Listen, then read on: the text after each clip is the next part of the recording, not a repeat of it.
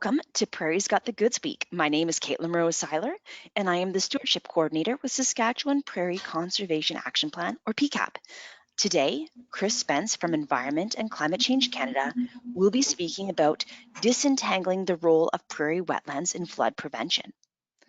I'd like to start by stating we respectfully acknowledge that we are on the traditional territories of many Indigenous nations and communities, past and present.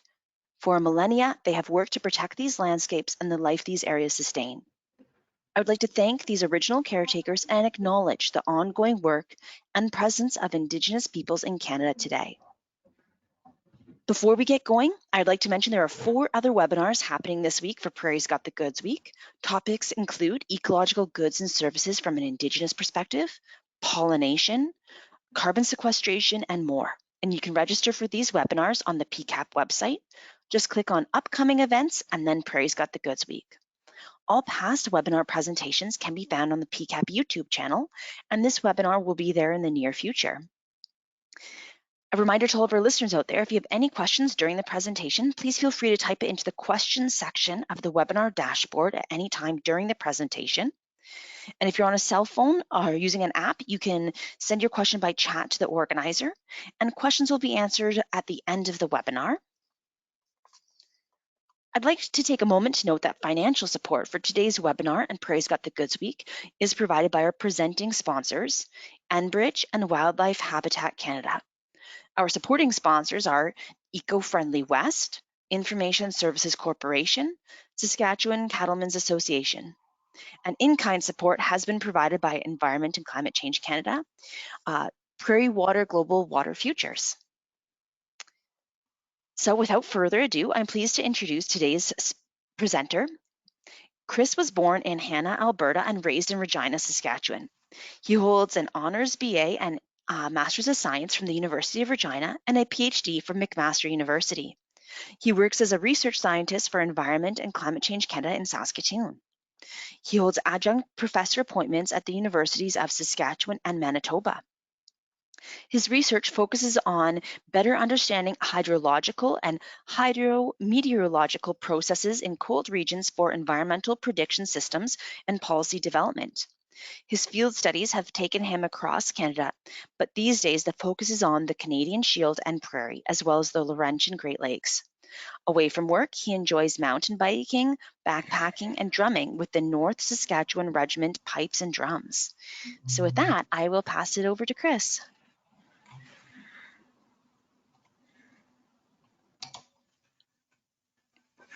Hello, everybody. I hope everybody can hear me okay and Yes. And see the first slide of Yeah. the presentation. Okay, that's awesome. Thanks. Yeah, I want to thank everybody for the opportunity to speak today, and I hope you enjoy the presentation. I look forward to the questions afterwards.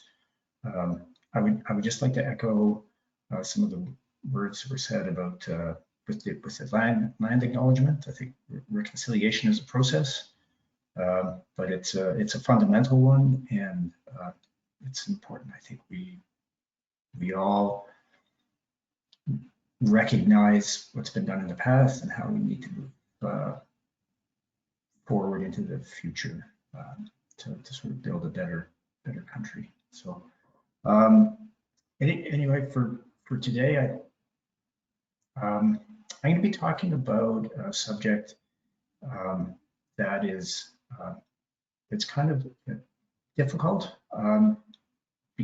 because of the nature of our landscape, sort of disentangling the role of specific landscape features, prairie wetlands, on flood prevention or flood magnitude downstream. I'm really just the front man today. This is the work of a group of people, some of which are listed here, and I really want to acknowledge their role, because frankly they've done the bulk of the work. Beyond that, this is part of what you're going to see today is a part of a global water futures project called Prairie Water, and I think at its heart, Prairie Water is about generating new data and information and knowledge, co-developed and with the partners that are listed here to help improve the resilience of prairie communities, sort of through better understanding of the water cycle and water availability and water chemistry. So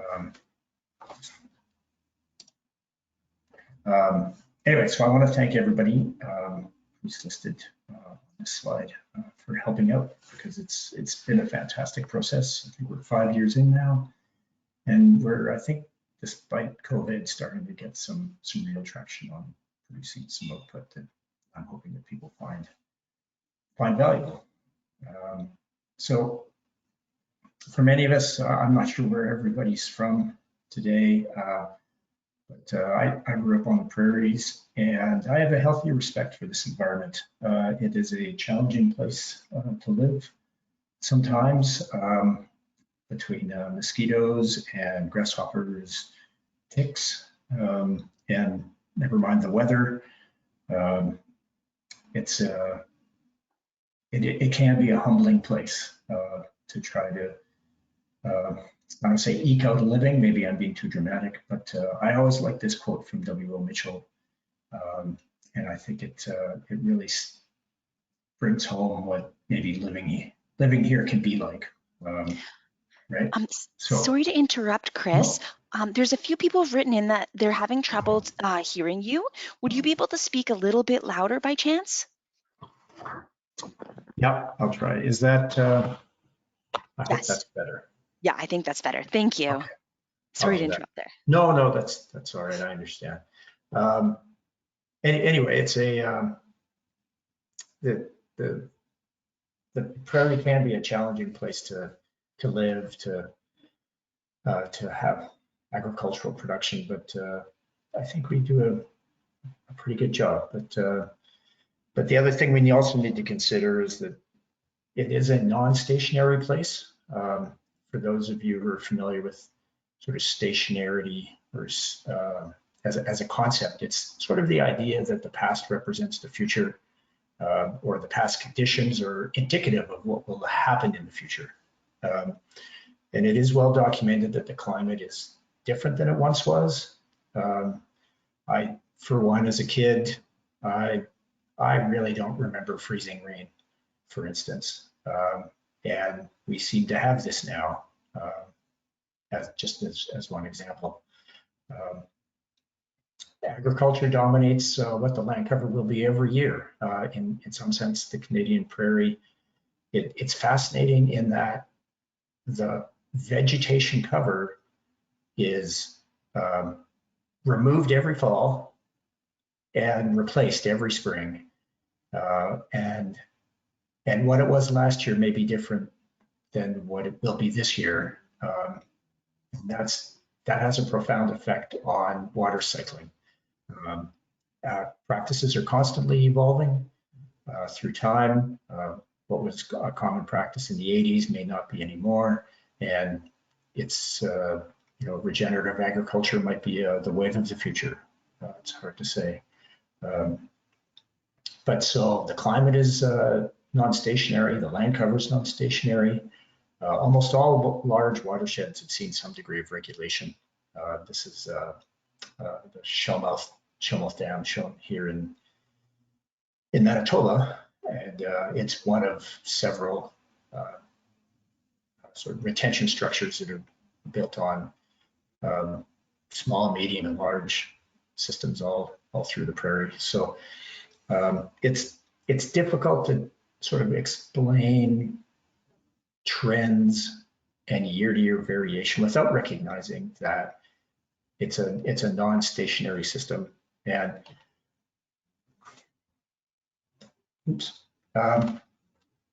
and the thing we also need to recognize when it comes to the climate is it has been sort of characterized as one of drought and deluge.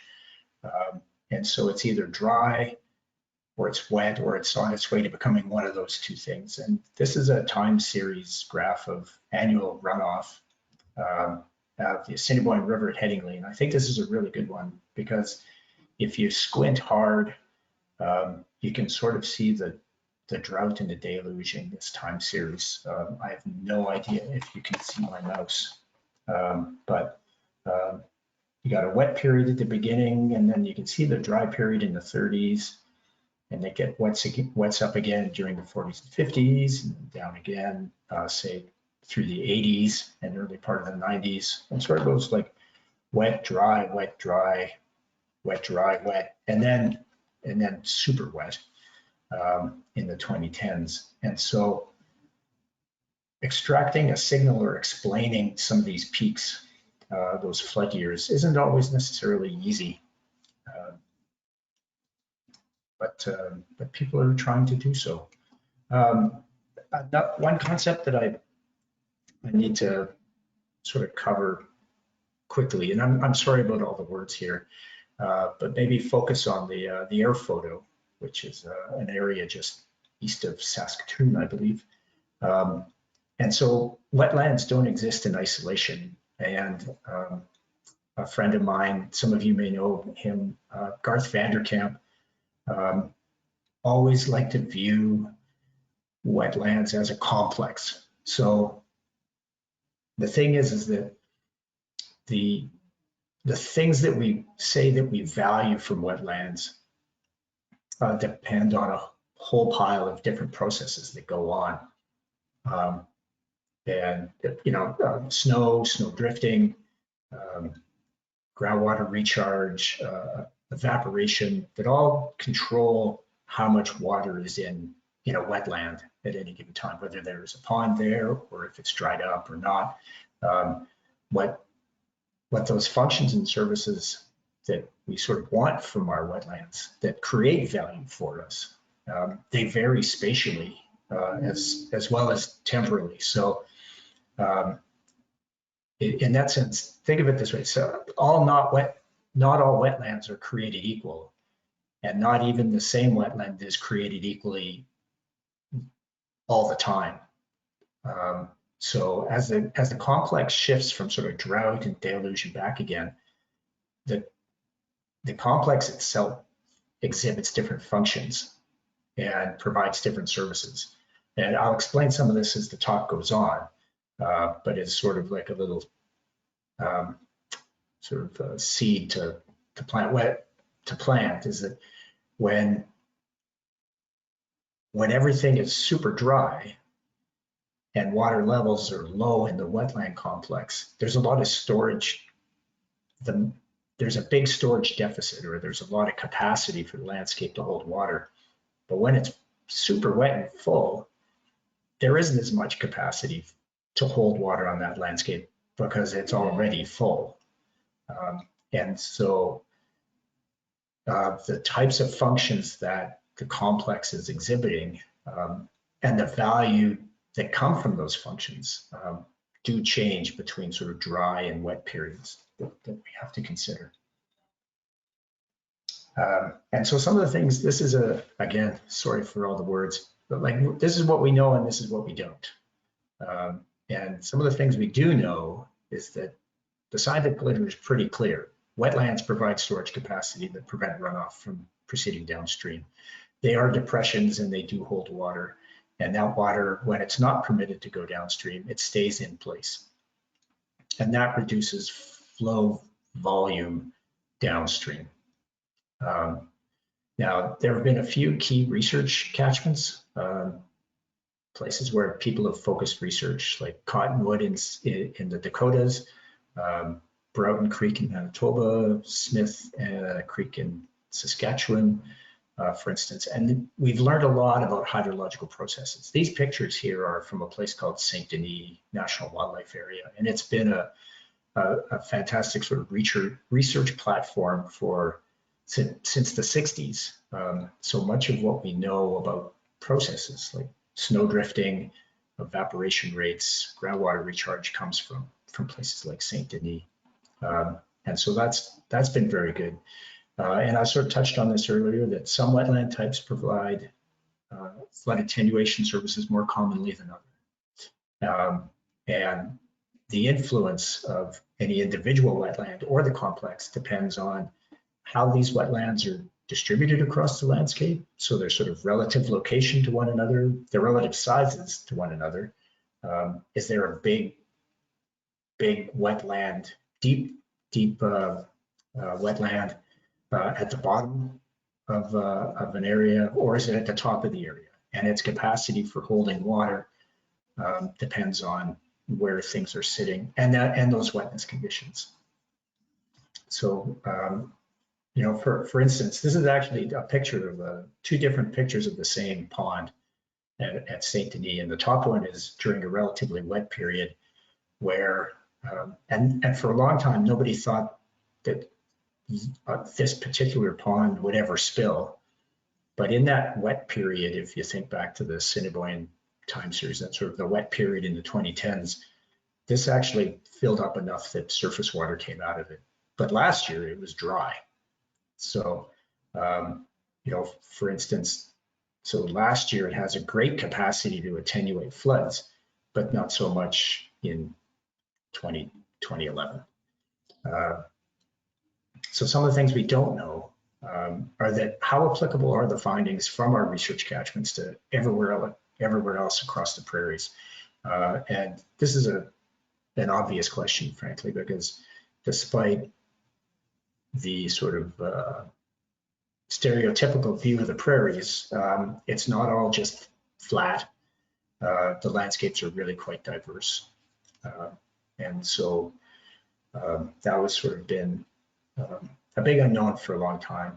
And the other thing that we don't really know is how long an entire streamflow regime is influenced by, how the entire streamflow regime is influenced by its wetland complex. Because most studies that have tried to pick apart the influence of wetlands have really had relatively short periods, maybe a few years at most. And sometimes this is only in one of those drought or deluge phases. So if somebody does a study during a dry period, they're going to say, look at all these depressions on the landscape. They're fantastic for attenuating floods. Somebody could go back to that same place 10 years later during a very wet period when all the ponds are full and say, there's no storage capacity on this landscape. These ponds are always wet and full, and there isn't actually that much flood attenuation ability on the landscape. And so it really sort of depends on when you happen to be there and looking at it. And I think if we're going to develop sound programs and policies, looking at a long time period is really important. You know, what is that sort of 30-year view of the world? And so these are some of the things, what we don't know are some of the things that we wanted to try to address. And I'm on purpose, I'm kind of showing the results at the very beginning of the talk about how conceptually how wetlands control flow or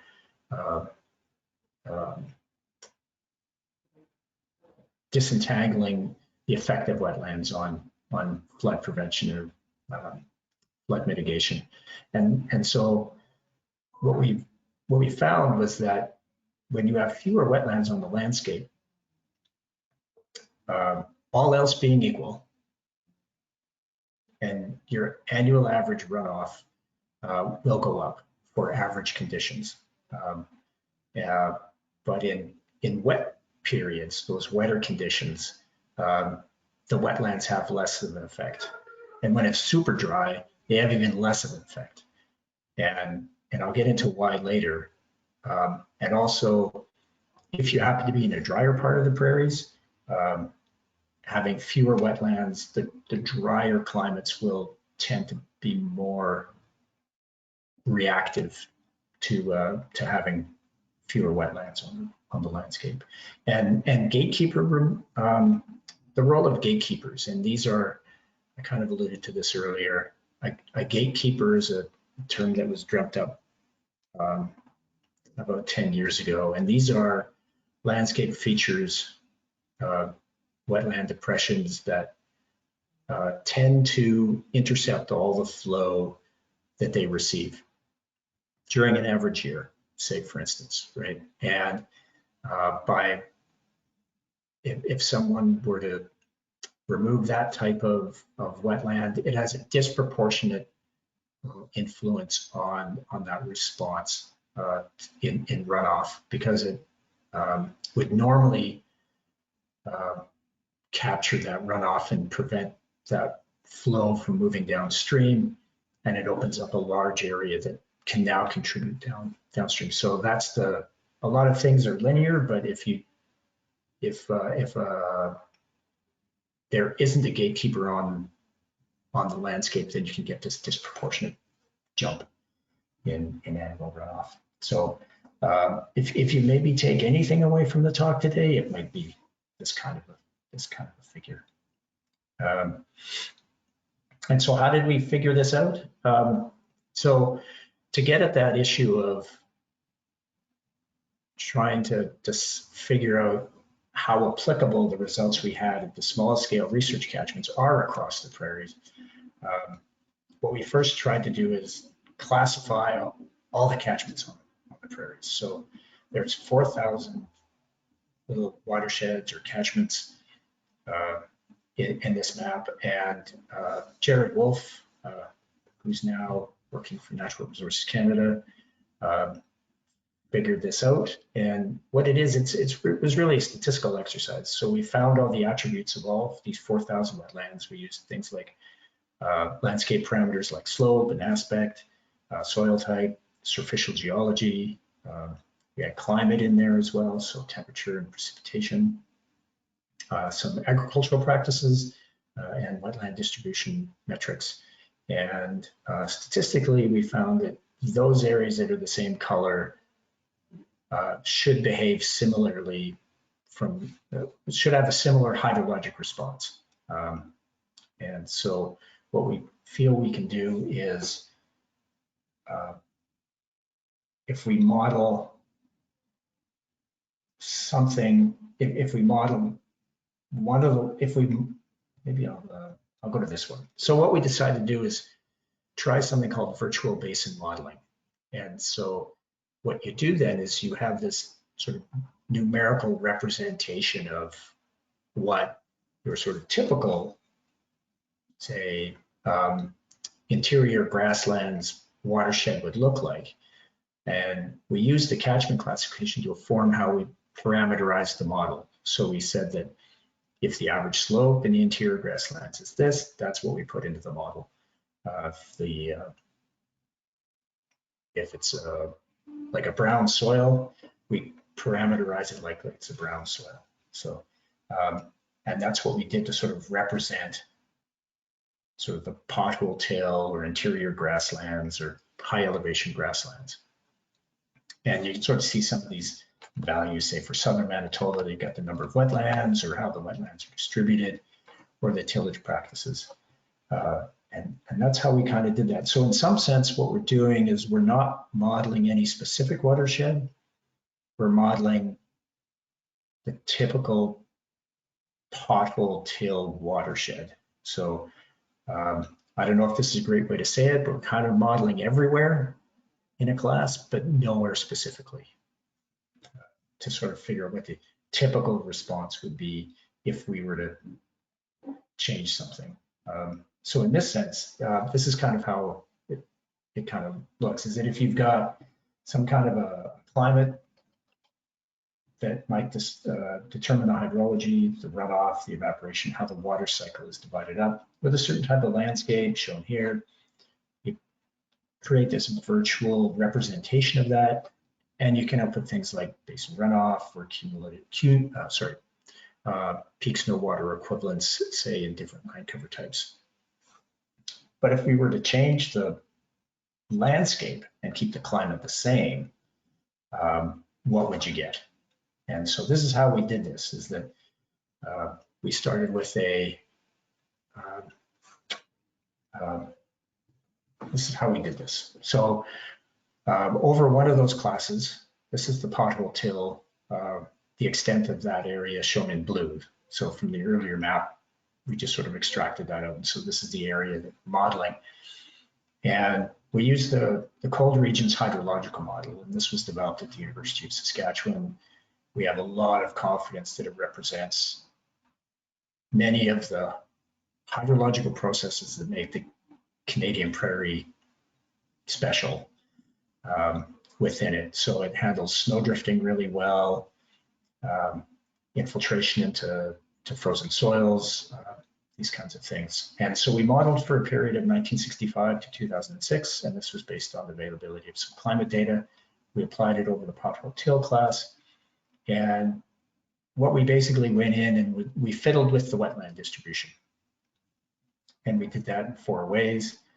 We started with what the sort of the background wetland distribution is, and then we slowly pulled wetlands out.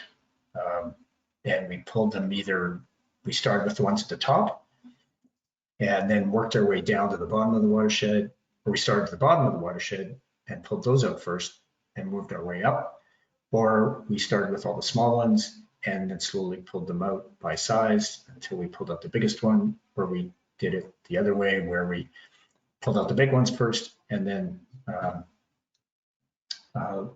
we're left with just the small ones left. And then we used 4 different climate inputs from North Battleford, Yorkton, Estevan, and Brandon. And because you wouldn't think they'd be too different, but they were a little different. And so what we found was that we found some pretty cool stuff. And what I'm showing here is just sort of like the average storage that you would see on any day of the year in one particular wetland. And so what this trace is the last wetland that's left when we start to remove them from the landscape. So the blue line shows when the complete complex is on when we model the whole thing, and then when we have 90% of the complex in place down to 50, and then when only 10% are left. And this is the last one that's left. And this is the storage that's held, the amount of water that is stored in this particular wetland. And so you can sort of see the spring melt there. It goes up in the spring and then it slowly sort of recedes through the fall. And one of the big takeaways from this particular individual wetland is that, and this might be a bit counterintuitive, that as you pull more wetlands off, this particular wetland gets more and more water directed to it, which is why it gets fuller when you have less wetlands on the landscape. And so with fewer wetlands, more runoff is easily directed to this one, to the existing storage capacity that exists on the landscape. So they tend to hold more than if there were more wetlands. And some of you may have heard stories when people talk about when some producers upstream of others start to drain wetlands, well, all that water has to go. It can no longer go into storage capacity there, so it has to go somewhere, and it goes downhill. And it may end up on their neighbor's land, unfortunately. And so if you've seen this kind of a pattern, this might be why, and this might be why some producers feel they need to drain if folks upslope have already done so, because the water ends up next door. And the other implication for some of this is when we think about practices such as consolidation drainage, or how no net loss conservation policies are designed, in the sense that some of our no net loss policies, such as in Alberta, place more dollar value on the bigger wetlands than they do the smaller ones. So the smaller ones are cheaper to drain, but then the province can take that money and they tend to build larger wetlands. But these will remain more full more of the time because all the smaller ones upslope have been removed. So, and if you remember what I was saying earlier about a fuller complex has less flood attenuation abilities, the same sort of thing happens here, is that if we remove all the little wetlands up at the top, so the small one at the bottom is always full, we've actually lost, we might think we have the storage capacity for flood mitigation, but we don't, because it's already full of water. So there is some attenuation because it does move slower than it does when it's moving through a channel. But if there's water in the depression, then that reduces its sort of flood mitigation abilities. All right, so that's sort of picking apart the individual wetland behavior that happens when there's more or less wetlands on the landscape. And so what happens is that you can get large floods are more common with fewer wetlands. So, and I'm sorry about this, I keep doing this in talks I give, but return period is a terrible, terrible engineering term that basically reflects the frequency with which floods can occur. So a 1 in 10 year flood occurs statistically like 10% of the time, or a 1 in 100 year flood occurs 1% of the time. So you kind of got to flip it on its head. So what this suggests is that when you have a full wetland complex or no wetland loss, what was once the 1 in 10 year, or sorry, this is like be the 1 in 20 year flood,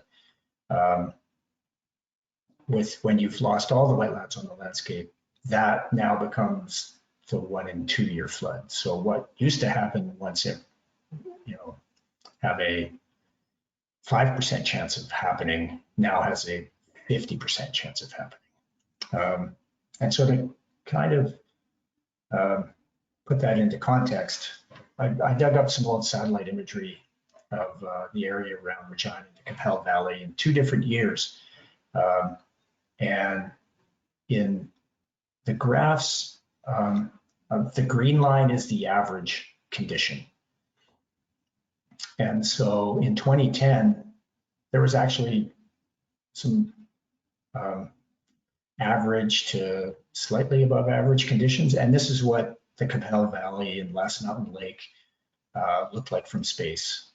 And so this might be that sort of average condition.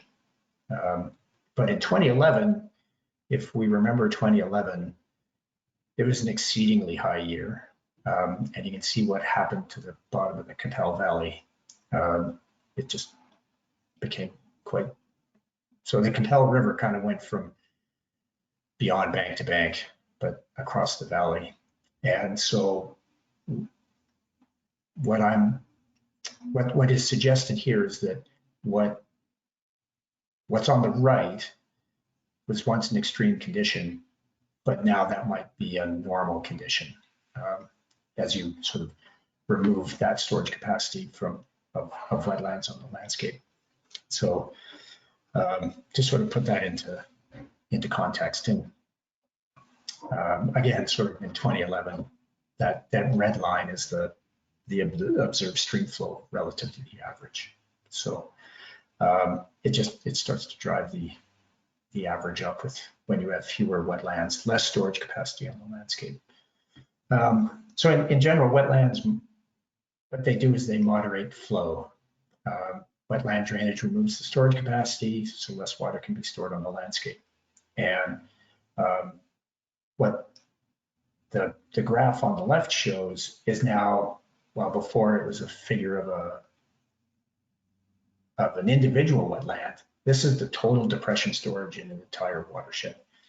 And when you have a complete complex, you've got more storage on the landscape. That blue in is if you have sort of fewer and fewer wetlands on the landscape, say down to 10%. That difference is that storage on the landscape. So if you think of the difference between the yellow line and the blue line, that's all water that has to go somewhere. It goes downstream. And there's less water left on the landscape. And so there's a fellow named Kevin Shook at the University of Saskatchewan, and he often talks about the memory that's in the system. from having water on the landscape. And so when you don't have water on the landscape, you remove the memory of the system, which makes the system more responsive to precipitation each year, which we know, and I sort of alluded to earlier, but with the drought and the deluge, that it can be quite variable from year to year. And so in wet years, having fewer wetlands on the landscape tends to make the catchment more efficient to producing runoff. But in dry years, it also makes the onset of hydrological drought a little easier because there's not as much water left on the landscape going into the fall every year. And that's kind of shown by this yellow line.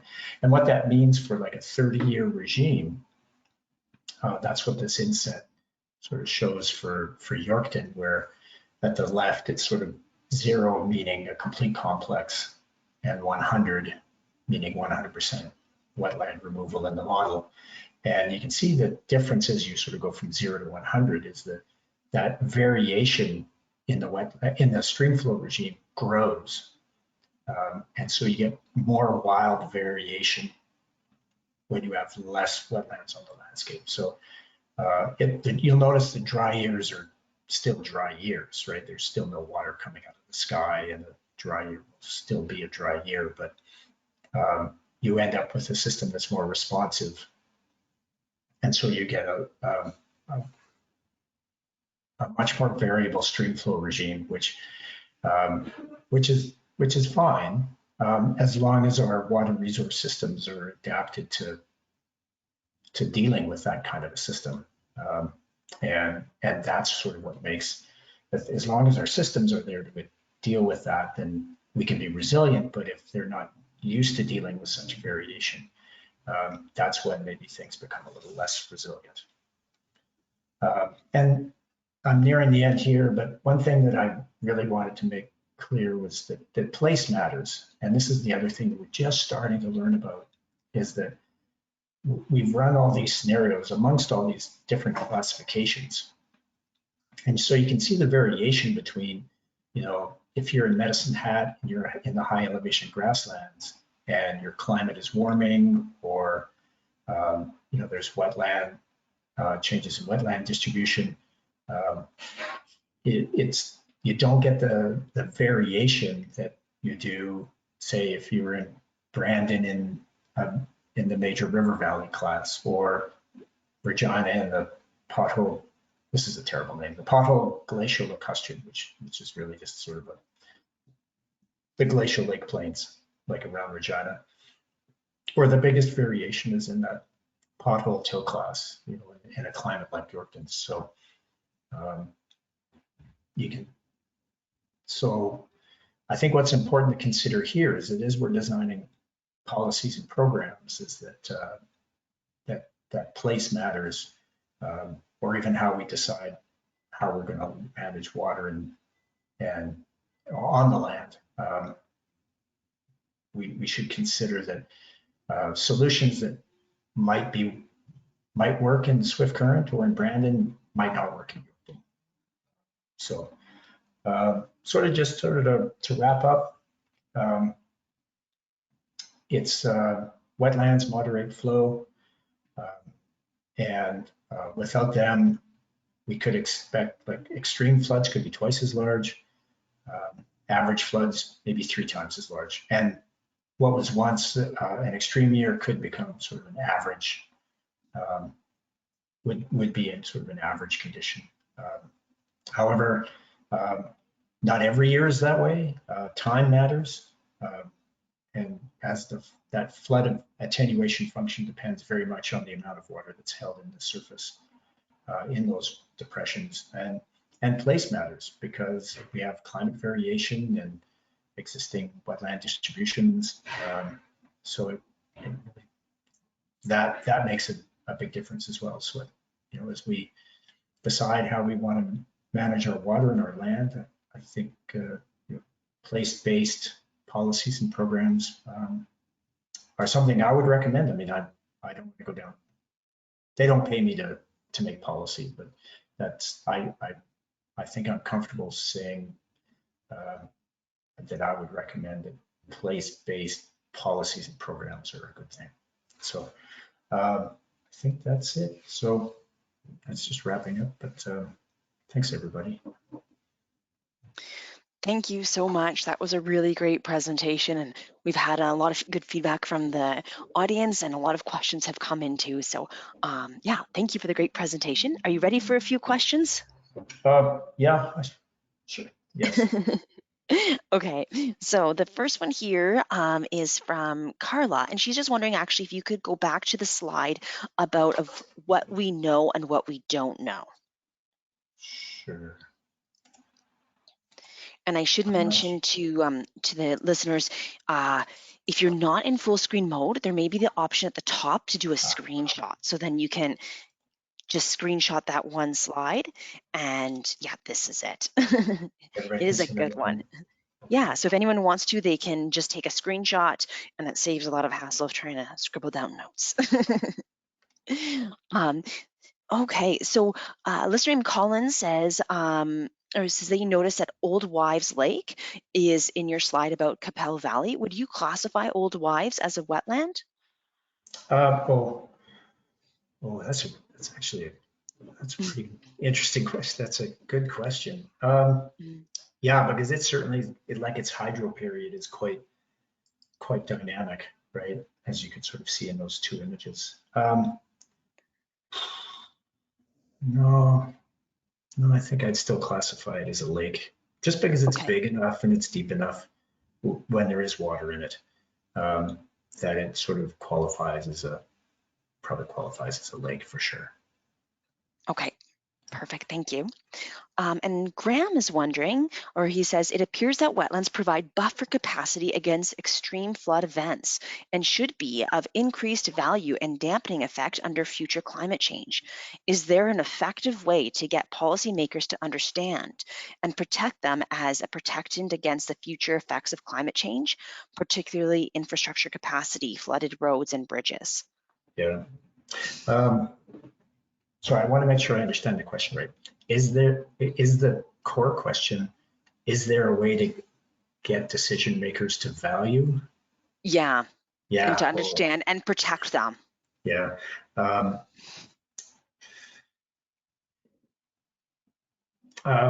There, I think by maybe making that linkage between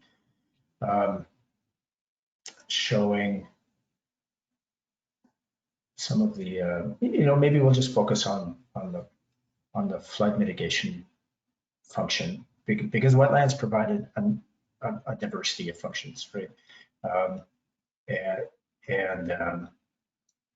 But also do present an opportunity cost to producers. I think that's important to recognize as well. But if we just maybe focus on the flood mitigation function, if there are fewer wetlands on the landscape, your culverts are going to have to be bigger, right? Just to move that much water through. And if they're not bigger in time, then the road's going to get washed out. And I don't know if anybody's done any sort of like economic analysis on just impacts on the road network. Yeah. Right.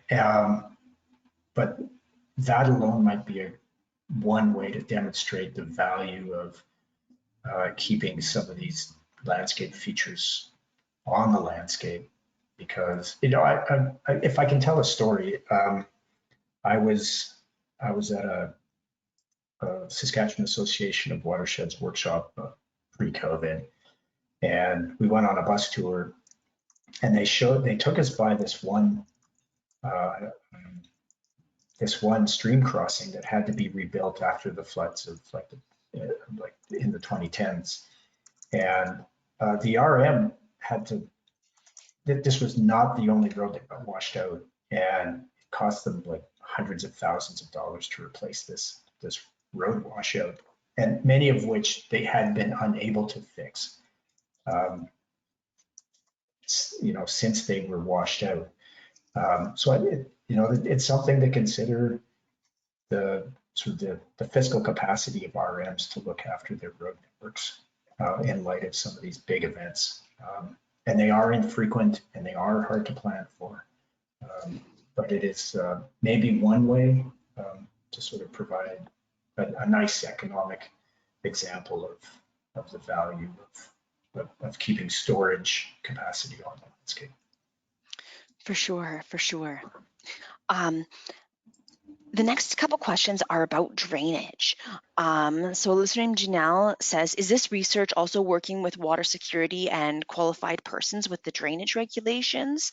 And how are these areas evaluated and how is drainage approved? Short answer, yes. We are working with the Water Security Agency, providing them with this type of information. I don't think I can speak to sort of the drainage approval process that's in place now. That's sort of that's a provincial exercise, and I don't think I should comment too much on that about how things are approved and how things aren't approved, because I really don't. But what we're hoping is that, like you bring up the idea, the qualified persons. What we're trying to do is figure out ways to get some of this knowledge and information into the hands of qualified persons, because I think they've got a challenging job sometimes to, help their clients navigate their way through that application process. So we're working on converting some of this knowledge into some sort of data sets and tools and data products that could get into people's hands to help them make better decisions. So that's good to know. There's another question. Is the Saskatchewan Water Security Agency aware of your information, and can they use it to develop a drainage policy for Saskatchewan? Yeah, there are. Yeah, we have some partners with the Water Security Agency. They're aware of these data, how they incorporate it into the development of a wetland policy for the province of Saskatchewan is an ongoing discussion that they are having. And we would be happy to be a part of that. But I think that's how that goes is sort of they're driving the bus on that. That makes sense. Thank you.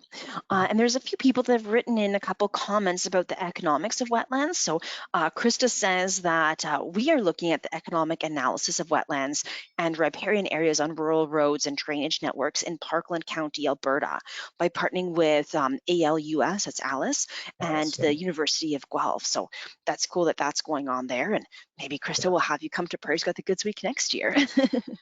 And Heather also says that Sask Heavy Construction Association is working on some of the economics of the role of wetlands and protecting grid roads. So, with Saskatchewan having as many roads as we do, it makes sense that there's people that are looking into it and adding some more value to wetlands, I guess. So, that's great to hear. Yeah, and I think I don't know, but I know I'd like to extend our partnerships with SALT, which is a different, the Saskatchewan Aboriginal Land Technicians, I think, and they're I think they're a really cool group that's dealing with very similar challenges, roads and constructions of roads and maintaining them. So anyway. Yeah, I haven't heard of that group before, so thanks for sharing that. That's really interesting. I'll have to look them up. Colin says, Chris, did you look at the impact of water surface area on climate modeling? Humidity, evaporation rates, etc. Larger ponds may be different than smaller ones. Yeah, we're just starting to. We're starting to look at that. That's something that's, we can glean some of that data from the model now, but we haven't. And actually, we've got some really nice data from the St. Denis National Wildlife Area through sort of the deluge period of the 2010s and these sort of the recent drought or dry spells that we've been having. So we do have sort of evaporation region, large scale evaporation measurements, I guess with this same slide that we're looking at, when the ponds were full and when the ponds were empty. So we're starting to figure out what that means sort of for landscape evaporation between those types of periods. Because I suspect there's going to be a story there between the amount of water on the landscape and sort of the ability to recycle water. Because it's my understanding that 30 to 40% of the precipitation that falls in, say, central Saskatchewan is recycled water. It came from water on the ground, got sucked up into the clouds, became a thunderstorm and fell down. Like it's not being imported from the Gulf of Mexico or the Pacific Ocean. So the amount of water on the landscape influences how much it's going to rain. But we need to, maybe I shouldn't throw that out there so quickly, but we want to, that's something we want to find out. Anyway. Yeah, very interesting. Yeah. So Doug is wondering, what is the loss of water storage in the pothole tail area with draining per year? Oh, well, I don't know. I don't have a number for you. I don't. No, it would be nice to be able to answer that, but I don't know. I don't know if I could. And I'm not going to hazard. I am not going to hazard a guess. No problem. Yeah, sorry. Sorry That's about okay. that. No problem. Drainage is ongoing. How's that? Yeah. Yeah. Yeah, thanks. I think that's all the questions that we have right now. So I'll do a last call for questions. If anyone has any, feel free to type them in. And then while we're waiting for people to type in their last questions, I would just like to remind everyone that this webinar is being recorded and it will be uploaded to the PCAP YouTube channel in the near future. And you can always subscribe to our YouTube channel, and then you get a notification whenever there's a new video on there. And this is the second webinar of Prairie's Got the Goods Week. So there's 4 more webinars. And you're welcome to check out the PCAP website to register for those. All the webinars are free. Most of them are happening at 12 p.m. Saskatchewan time, but there's one tomorrow that'll be happening at 3 p.m. And that's about the ecological goods and services from an Indigenous perspective. Okay, we've had a few comments and questions come in. So Heather said some EC monitoring would suggest that wetland area in Saskatchewan loss is about 0.5% per year. So I didn't know that. So thanks for sharing that, Heather. Yeah, and then Hanna says, what do you think about consolidation drainage? I'm going to say I think that's a conversation for pints after.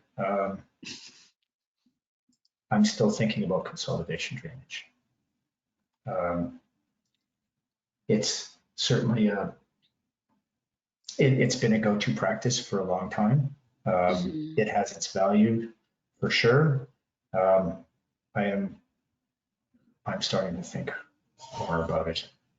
And I'll leave it at that because I don't want I have some theories, but about its value. But I don't think I have anything. I don't have any definitive data or results to be able to back anything up yet. So I think I would just be waving my arms and pontificating. So I don't think I should do that. That makes sense. So I think that's all the questions that we have, and quite a few people have written in, excellent presentation, amazing research, and very important for the future management of wetlands into the future.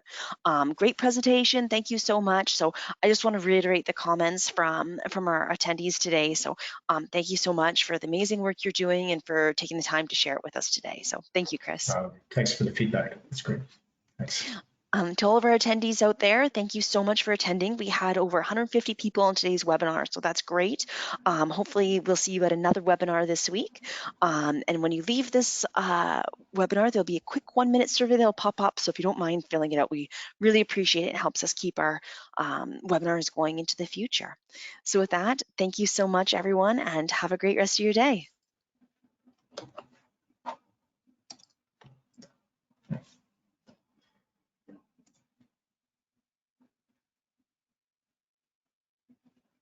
All right. I'm not sure if you're still there, Caitlin, but thanks. Thank you so much. Yeah. Okay. And yeah, we'll see you around. Sounds good. Thank you. Okay. Bye. Bye.